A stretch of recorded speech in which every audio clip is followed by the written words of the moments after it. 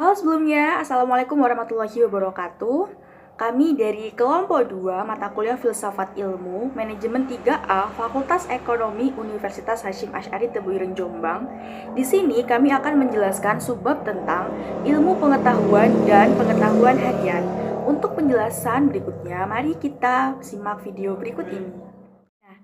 Penjelasan yang pertama adalah tentang ilmu pengetahuan. Apa sih sebenarnya arti dari ilmu pengetahuan? Definisi dari ilmu pengetahuan itu sebenarnya berasal dari dua kata, yaitu ilmu dan pengetahuan. Nah, secara etimologi, ilmu dalam bahasa Inggris disebut dengan science yang berarti mengetahui atau to know, dan juga berarti belajar atau to learn. Nah, sains juga ini berarti pengetahuan yang memiliki ciri-ciri, tanda-tanda, dan syarat-syarat yang khas.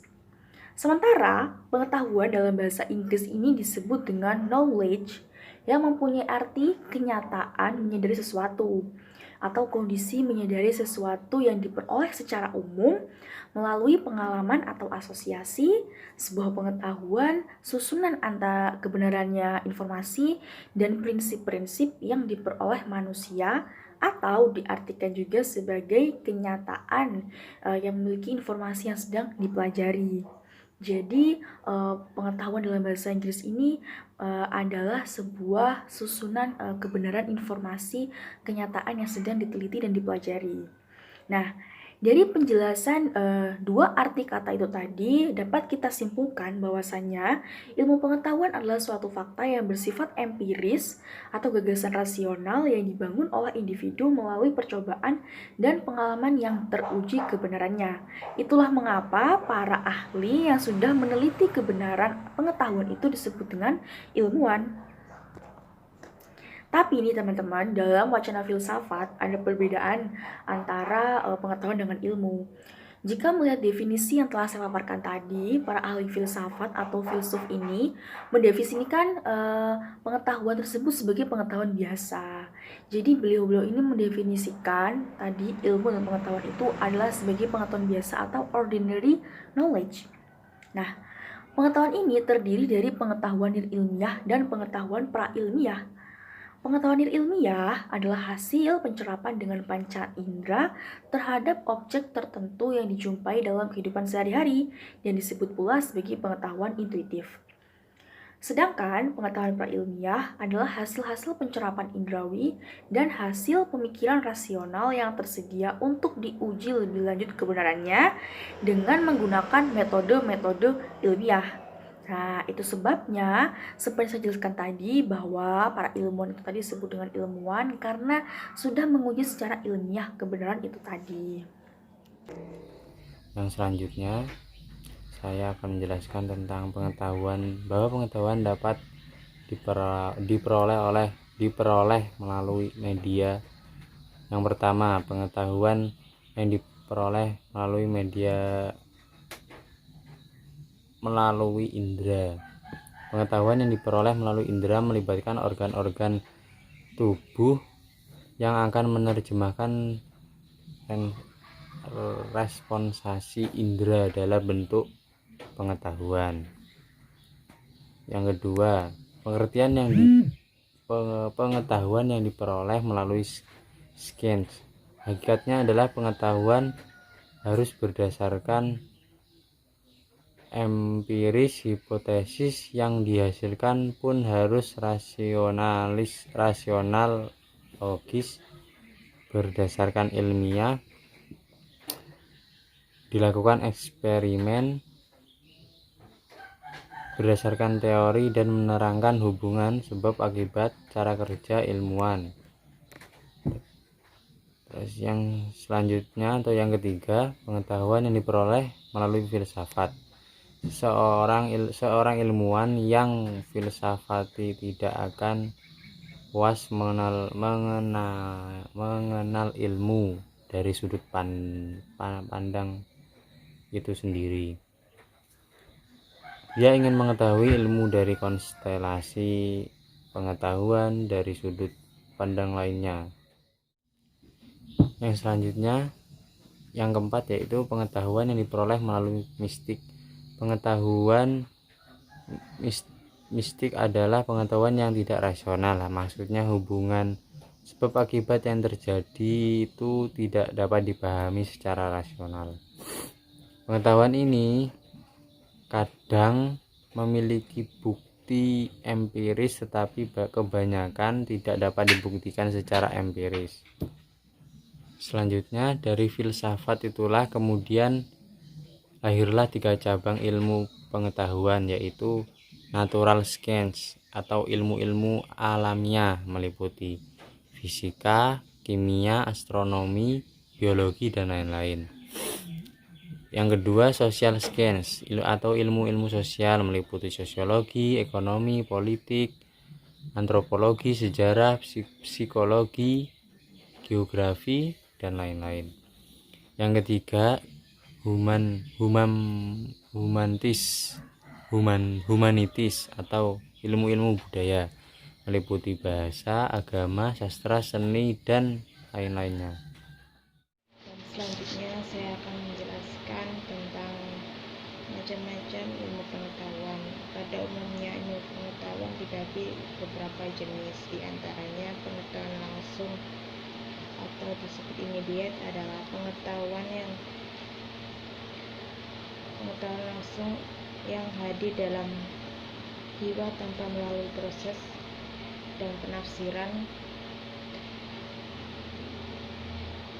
penafsiran dan pikiran.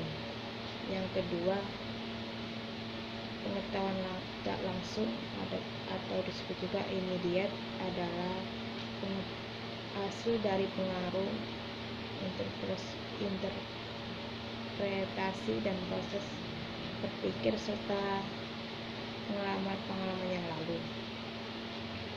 Yang ketiga, pengetahuan indrawi atau disebut juga perseptual adalah sesuatu yang dicapai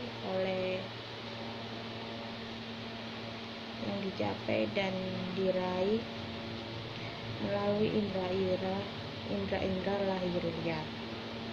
Yang keempat, pengetahuan konseptual adalah pengetahuan ini juga tidak terpisah dari pengetahuan indrawi. Pikiran manusia secara langsung tidak dapat membentuk suatu konsepsi tentang objek-objek dan perkara-perkara eksternal tanpa hubungan dengan alam eksternal. Yang kelima, pengetahuan partikular. Pengetahuan ini berkaitan dengan satu individu, objek-objek tertentu, atau realitas khusus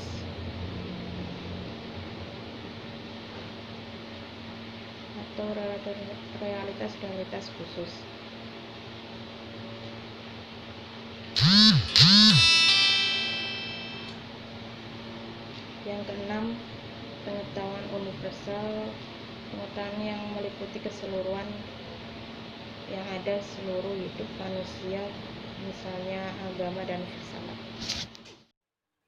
Selanjutnya saya akan menjelaskan tentang hubungan antara 4 macam pengetahuan. Yang pertama yaitu antara tahu bahwa dan tahu bagaimana. Yang kedua, antara tahu bahwa dan tahu akan. Yang ketiga, antara tahu bagaimana dan tahu akan. Yang keempat yaitu antara tahu mengapa dan jenis pengetahuan lainnya. Hubungan yang pertama merupakan antara pengetahuan bahwa dan pengetahuan bagaimana. Terdapat hubungan yang sangat erat, yaitu bahwa hubungan pengetahuan bagaimana selalu mengandalkan pengetahuan bahwa. Saat sebagai pengetahuan praktis, pengetahuan bagaimana hanya merupakan penerapan praktis dari apa yang telah diketahui pada tingkat pengetahuan bahwa. Karena seseorang pengetahuan bahwa sesuatu terjadi bagaimana adanya, ia lalu menerapkan dan menggunakan untuk melakukan sesuatu. Dengan cara itu, pengalaman bagaimana membuat manusia untuk menjalani hidup secara lebih baik. Hubungan yang ketiga, dengan mengetahui secara pribadi, seseorang pada akhirnya semakin tahu bagaimana tindakan secara tepat. Contohnya saja, suami tahu baik sekali istrinya dan sebaliknya. mereka tahu baik sekali bagaimana bersikap satu terhadap yang lain. Demikian pula keahlian seorang dokter atau ahli bedah dalam hal bagaimana menyembuhkan pasien sangat terkait dengan pengalaman dan pengenalan dia akan penyakit yang akan ditanganinya. Dan yang keempat, untuk sampai pada pengetahuan yang lebih dalam dan akurat, kita tidak hanya berhenti pada tahu bagaimana, melainkan kita perlu melangkah lebih jauh untuk mengetahui mengapa sesuatu itu terjadi, sebagaimana adanya. Dengan kata lain, supaya pengetahuan kita bahwa sesuatu itu terjadi sebagaimana adanya benar-benar akurat. Kita membutuhkan pengalaman mengapa. Dan setelah kita tahu mengapa sesuatu terjadi dan sebagaimana adanya, kita secara sah dan pasti dapat mengatakan bahwa kita tahu sesuatu terjadi. Tetapi sebaliknya, pengetahuan mengapa juga mengendalikan pengetahuan bahwa. Tahu mengapa buah apel itu jatuh, karena mengendalikan tahu bahwa dan hukum graviti. Untuk bisa tahu bagaimana melakukan sesuatu, dalam banyak kasus kita perlu mengetahui mengapa sesuatu terjadi. Untuk bisa memperbaiki sebuah mesin, kita perlu mengetahui mengapa mesin tersebut rusak. Bahkan dapat dikatakan tahu bagaimana sesungguhnya merupakan aplikasi dan konsekuensi dari pengetahuan kita mengenai mengapa sesuatu terjadi, yaitu mengenai sebab dan akibatnya.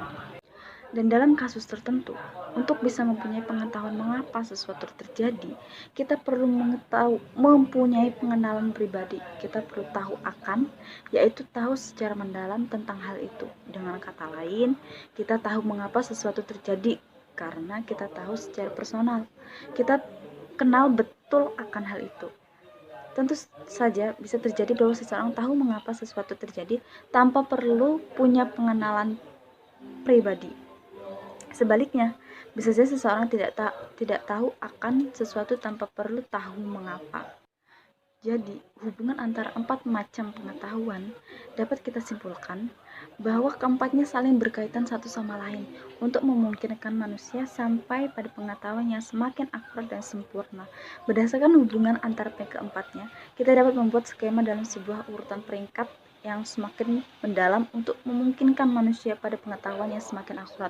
Tentu saja sangat mungkin terjadi bahwa ada loncatan dan pengalaman di antara keempatnya. Ciri-ciri ilmu pengetahuan.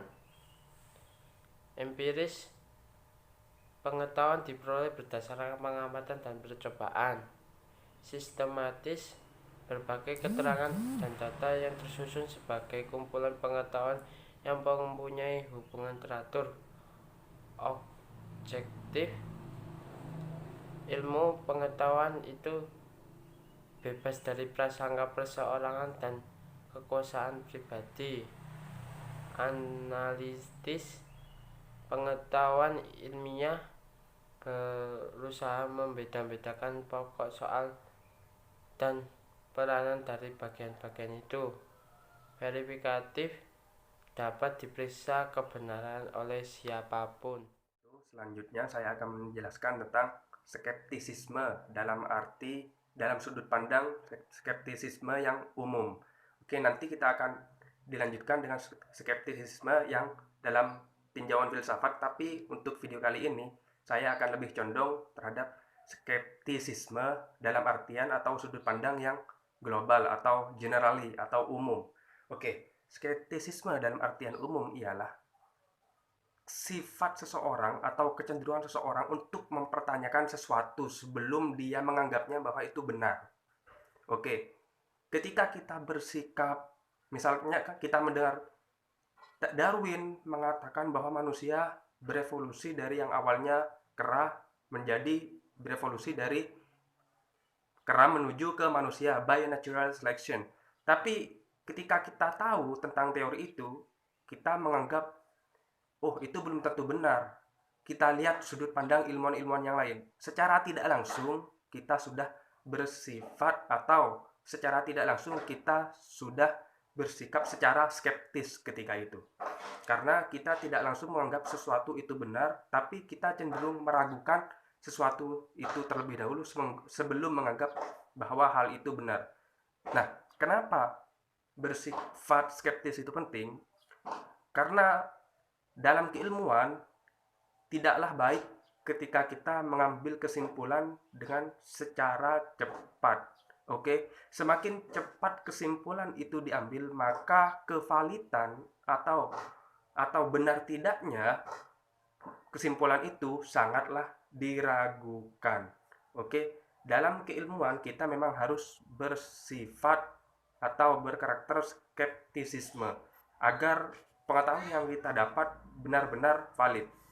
Skeptisisme sendiri dalam KBBI, Kamus Besar Bahasa Indonesia, diartikan dengan keraguan-raguan atau seseorang yang cenderung ragu mengatakan bahwa itu memang hal yang benar. Oke, itu mungkin gambaran singkat dari apa itu skeptisisme dari sudut pandang yang umum. Saya akan menjelaskan tentang skeptisisme dalam filsafat. Ada satu aliran filsafat yang sangat menarik dan berkembang pesat, yaitu skeptisisme. Dalam filsafat, secara umum skeptisisme dapat diartikan sebagai sikap bahwa pengetahuan itu mustahil dan segala usaha untuk mencapai kebenaran tidaklah berguna. Kemampuan manusia adalah lemah dan terbatas, dan bahwa indera dan akal keduanya tidak dapat diandalkan. Sedangkan dalam artian luas, skeptisisme mungkin hanya soal mempersoalkan asumsi atau kesimpulan sampai hal-hal tersebut dapat diteliti secara mantap.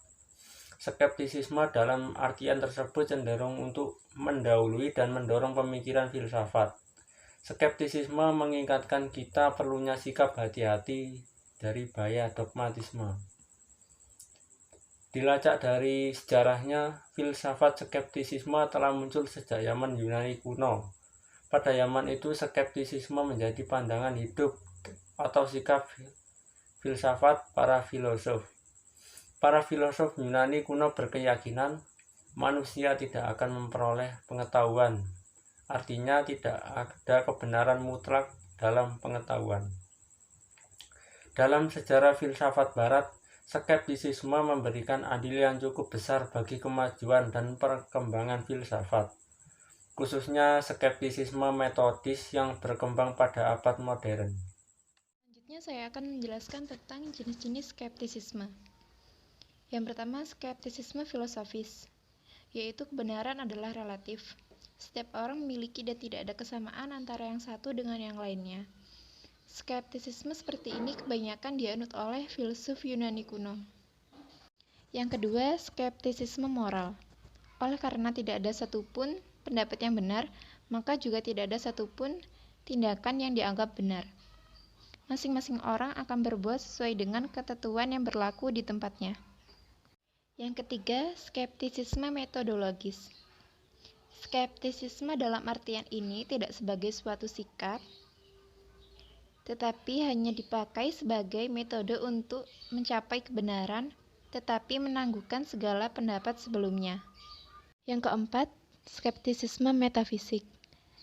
Hal-hal yang bersifat metafisik mustahil dapat dicapai oleh pengetahuan manusia, sebab kita hanya dapat mengetahui fenomena bukan neumena. Selain itu, hal-hal yang bersifat metafisik juga tidak dapat memberikan pemecahan terhadap hal-hal yang konkret. Yang kelima, skeptisisme analitik. Skeptisisme seperti ini kebanyakan dianut oleh filsuf-filsuf analitik. Mereka meragukan ungkapan-ungkapan filosofis yang dikemukakan oleh para filsuf, terutama filsuf-filsuf idealisme. Dari penjelasan itu tadi dapat kita tarik kesimpulan dari materi yang sudah kami jelaskan bahwasannya ilmu pengetahuan adalah suatu fakta yang bersifat empiris atau gagasan rasional yang dibangun oleh individu melalui percobaan dan pengalaman yang telah teruji kebenarannya. Nah, jenis-jenis pengetahuan meliputi pengetahuan langsung, pengetahuan tidak langsung, pengetahuan indrawi, dan pengetahuan konseptual. Sedangkan dalam pengetahuan juga kita mengenal adanya hubungan. Hubungan pengetahuan ini dibagi menjadi 4, Yang pertama yaitu adalah hubungan antara pengetahuan tahu bahwa dan pengetahuan tahu bagaimana. Kemudian hubungan antara pengetahuan tahu bahwa dan pengetahuan tahu akan. Kemudian pengetahuan antara pengetahuan tahu bagaimana dan pengetahuan tahu akan, serta hubungan antara pengetahuan tahu mengapa, dan ketiga jenis pengetahuan lainnya. Sedangkan ciri-ciri ilmu pengetahuan adalah empiris, sistematis, objektif, analitis, dan verifikatif. Nah, di dalam berpikir secara filsafat juga kita mengenal adanya skeptisisme, yang mana skeptisisme secara umum ini adalah paham yang memandang sesuatu selalu tidak pasti, ragu, dan mencurigakan. Nah, dalam filsafat secara umum ini skeptisisme juga dapat diartikan sebagai sikap bahwa pengetahuan itu mustahil dan segala usaha yang mencapai kebenaran tidaklah berguna. Kemampuan manusia adalah yang terbatas dan bahwa indera dan akal keduanya tidak dapat diandalkan. Itu sebabnya kita perlu menganalisis lebih dalam kajian suatu ilmu tadi dengan berpikir secara skeptisisme. Oke, demikian tadi penjelasan dari kelompok kami mengenai ilmu pengetahuan dan pengetahuan harian. Terima kasih atas waktunya untuk bisa mendengarkan penjelasan dari kami. Kami akhiri, terima kasih dan wallahul muwaffiq ila aqwamit thoriq. Wassalamualaikum warahmatullahi wabarakatuh.